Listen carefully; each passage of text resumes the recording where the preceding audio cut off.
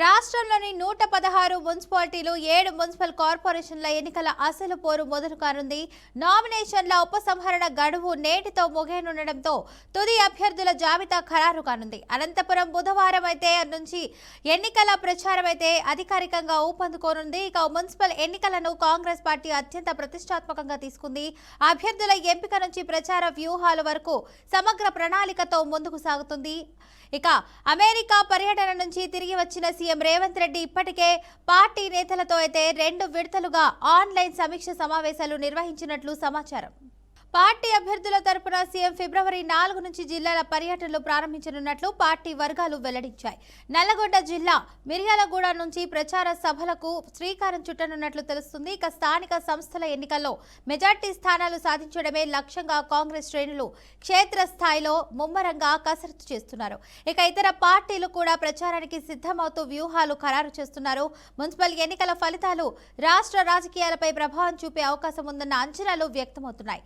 ఇక ఇదే అంశానికి సంబంధించి పూర్తి సమాచారాన్ని మా బీఆర్కే ప్రతినిధి సాల్మన్ అయితే అందిస్తారు. సాల్మన్, చెప్పండి, దీనికి సంబంధించినటువంటి అప్డేట్స్ ఏంటి? Thank you Fatima.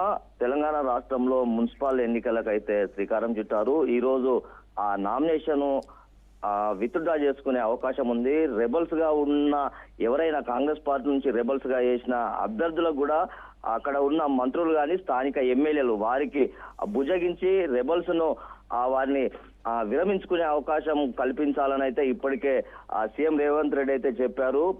రేపటి నుండి జిల్లాల పర్యటన అయితే కొనసాగనుంది. CM Revanth Reddy 116 municipality 7 corporation చైర్మన్లకు ఖచ్చితంగా కాంగ్రెస్ పార్టీ జెండా ఎగరవేయాలి అని ఇప్పటికే జూమ్ మీటింగ్ ద్వారా ఇప్పటికే సీఎం రేవంత్ రెడ్డి అయితే మంత్రులను అయితే ఆదేశించారు. అదేవిధంగా స్థానిక పరిస్థితులను బట్టి అక్కడ ఖచ్చితంగా స్థానిక పరిస్థితులను బట్టి అయితే అక్కడ ఒక మేనిఫెస్టో అయితే చేసుకోవాలని అయితే ఇప్పటికే ఆదేశాలు అయితే జారీ చేశారు. ఖచ్చితంగా ఈ యొక్క మున్సిపాలిటీ ఎన్నికల్లో ఖచ్చితంగా కాంగ్రెస్ పార్టీ అదేవిధంగా విజయం సాధించాలి. ఖచ్చితంగా రాబోయే అసెంబ్లీ ఎన్నికల దృష్ట్యా ఇప్పటి నుండే కసరత్తు అయితే చేస్తుంది. ఖచ్చితంగా ఈ యొక్క గతంలో మనం జూబ్లీహిల్స్ ఎన్నికల్లో ఏ విధంగానైతే గెలుపొందామో ఖచ్చితంగా ఈ యొక్క కార్పొరేషన్ లో కూడా మున్సిపాలిటీ ఎన్నికల్లో కూడా ఖచ్చితంగా చైర్మన్ లో ఖచ్చితంగా కాంగ్రెస్ పార్టీ విజయం సాధించాలని అయితే ఇప్పటికే శ్రీకారం చుట్టారు. రేపటి నుండి మిర్యాలగూడలో రేపటి నుండి అయితే ఈ యొక్క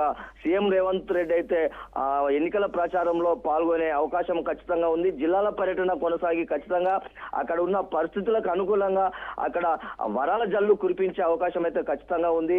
ఖచ్చితంగా స్థానిక సంస్థల దృష్ట్యా ఖచ్చితంగా అక్కడ వారికి సంబంధించి ఏ అవసరతలు ఉన్నాయి, ఆయా మున్సిపాలిటీ పరిధిలో ఏ అవసరతలు ఉన్నాయి, ప్రజలు ఏం ఆశిస్తున్నారు, గతంలో ఏమి హామీలు ఇచ్చారు, ఖచ్చితంగా వాటిని దృష్టిలో పెట్టుకొని వారిని బలమైన క్యాడర్లను నిలబెట్టాలి.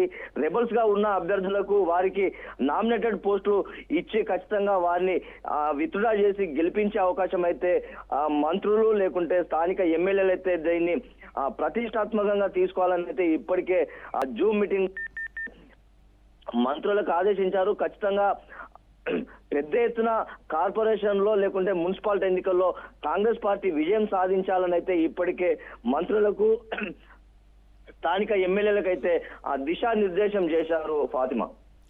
Right Salman, thank you.